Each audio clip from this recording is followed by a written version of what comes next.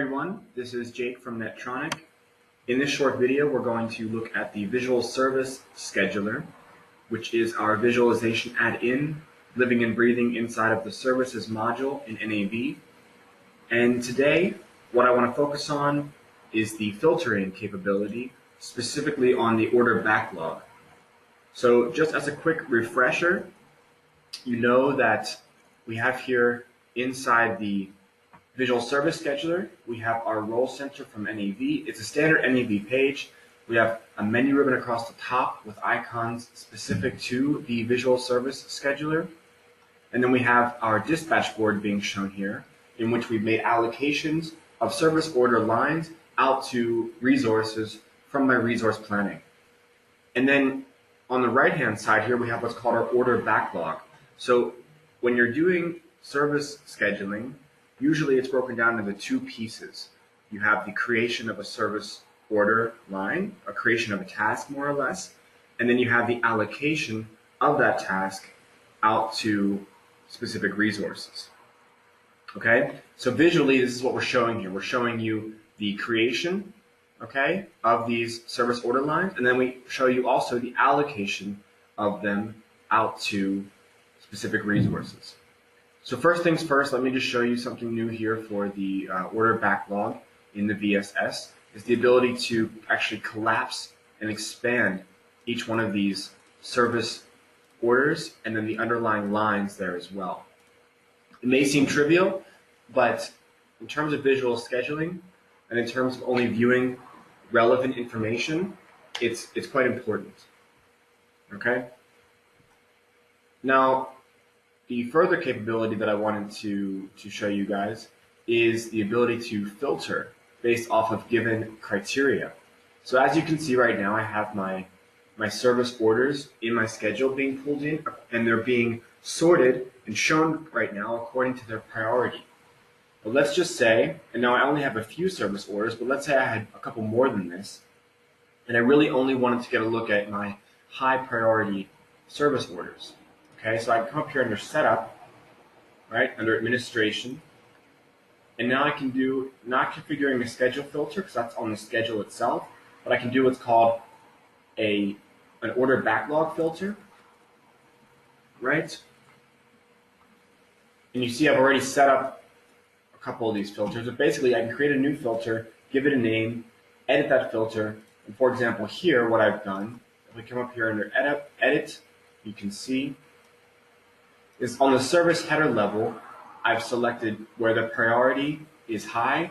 That is my filter criteria right now. So if I select this line, and oh, by the way, this is a new feature for the VSS, you can see that instead of only having the ability to define a single filter at a time, you can now create multiple filters and save them.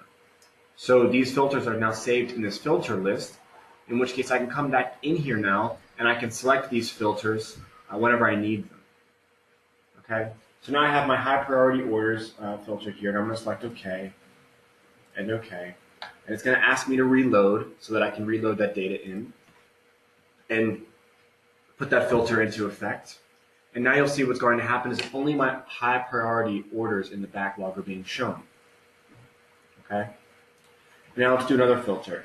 Let's say let's take away all our filters. So I'm just going to do cancel, and then when I do cancel, it's going to eliminate any kind of filter, so it's pulling everything back in. And now let's do another filter where we look at filtering by location. So I'm sure for many service organizations, or I know based off experience, that location is a way often to filter and to dissect and look at their different service orders. Okay, so in this case, I'm going to do location filter blue. Blue is the warehouse unit, so I'm going to select this filter option, select OK. Once again, I just set that filter up under Edit. And now what's going to happen is it's going to filter through and look at all of my service orders that are running through the blue warehouse. And in this case, it's the same two high priority orders, But again, you can see I can filter by these different types of criteria now. Okay? So let's come back here and under configuration of the order backlog, do a cancel. Okay. And we can reload our settings.